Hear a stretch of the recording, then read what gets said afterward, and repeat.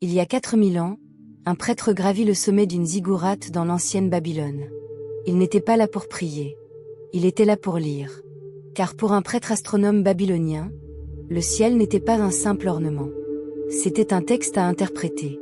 Cette nuit-là, bas dans le ciel du sud, il remarqua un faible groupe triangulaire d'étoiles.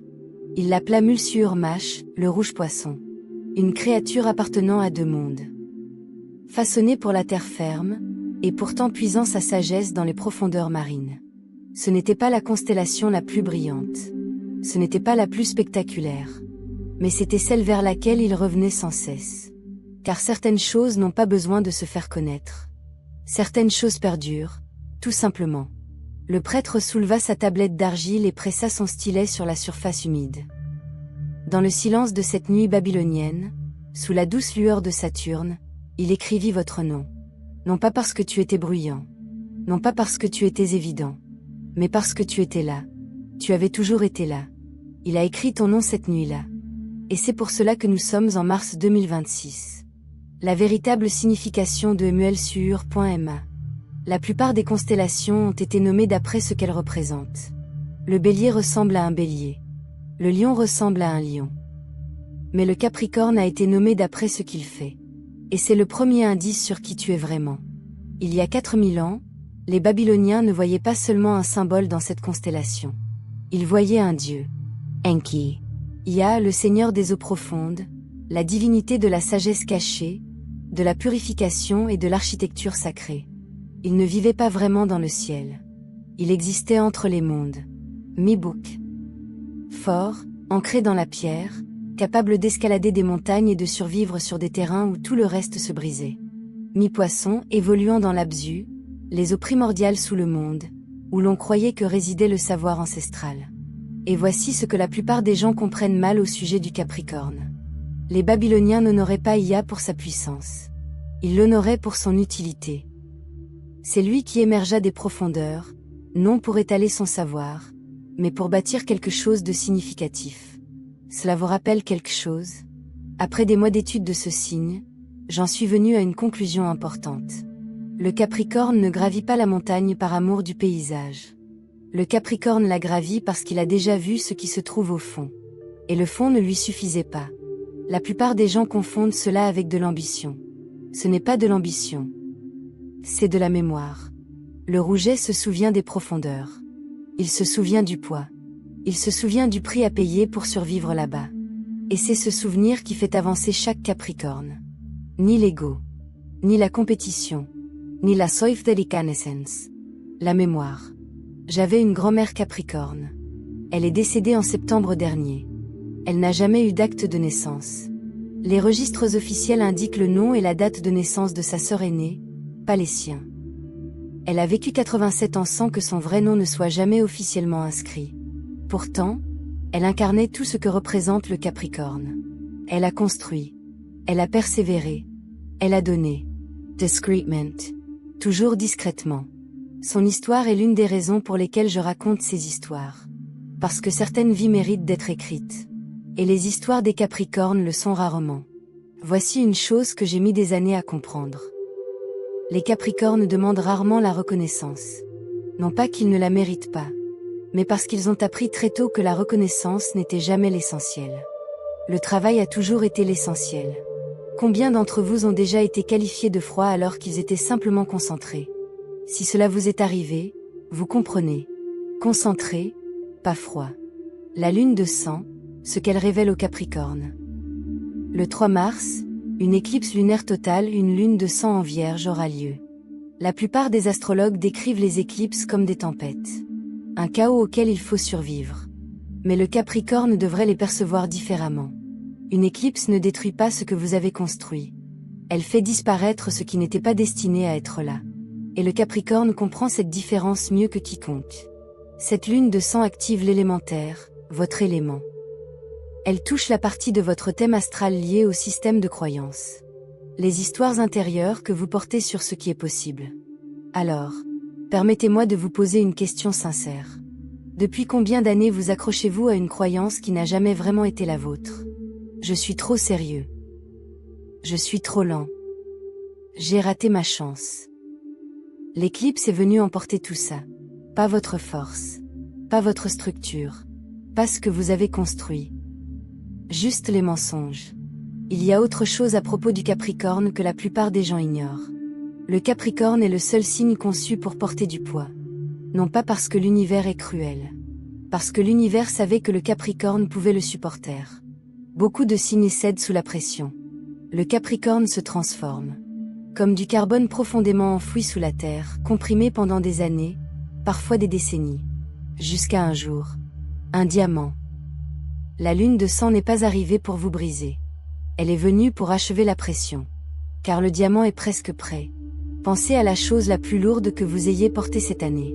Pas la lutte la plus évidente. La personne silencieuse. La conviction que tu n'as jamais exprimée à voix haute. La peur que tu as protégée par des murs. Le rêve que tu as abandonné. Cela persistait car les gens ne le comprenaient pas. L'éclipse l'a constaté. Et elle est venue le dissiper. Voici une chose simple que vous pouvez faire ce soir. Écrivez une croyance à votre sujet qui s'est avérée fausse. Une seule phrase. Puis effacez-la. Déchirez-la. Laissez-la partir. L'éclipse a déjà commencé son œuvre. Il vous suffit de la nommer. Jupiter direct. La porte s'ouvre enfin. 10 mars, Jupiter redevient direct en Cancer. Et ce moment est profondément personnel pour le Capricorne. Jupiter était rétrograde depuis octobre. 5 mois. 5 mois d'élan bloqué. Des projets judicieux, mais restés lettres mortes. Des portes qui refusaient de s'ouvrir. La plupart des signes se sont découragés et ont abandonné. Le Capricorne, lui, a persévéré. Ce n'est pas de l'entêtement. C'est de la sagesse. Le rouget, c'est quelque chose que les autres signes oublient. On ne cesse pas de progresser simplement parce que le brouillard s'est installé. On progresse à travers le brouillard. La rétrogradation de Jupiter n'est pas une punition. C'est l'épreuve finale de Saturne. Pendant 5 mois, Jupiter a observé en silence. Observant qui continuerait à construire même lorsque rien ne bougeait. La plupart des signes ont marqué une pause. Les Capricornes. Non. C'est pourquoi Mars vous appartient. Mais voici le plus intéressant. Jupiter est en Cancer, votre signe opposé. Le signe du foyer. Des racines. De la famille. Du sentiment d'appartenance. Ainsi, les opportunités qui se présentent maintenant ne concernent peut-être pas uniquement la réussite professionnelle. Elles concernent ce que la carrière a toujours été censée soutenir. Le foyer que vous vouliez créer. La sécurité que vous espériez offrir. La vie qui était censée suivre après tout ce travail. Et Jupiter nous dit quelque chose d'important en ce moment. Cette vie n'est plus « après ». Elle commence maintenant. Le Capricorne comprend l'attente mieux que tout autre signe.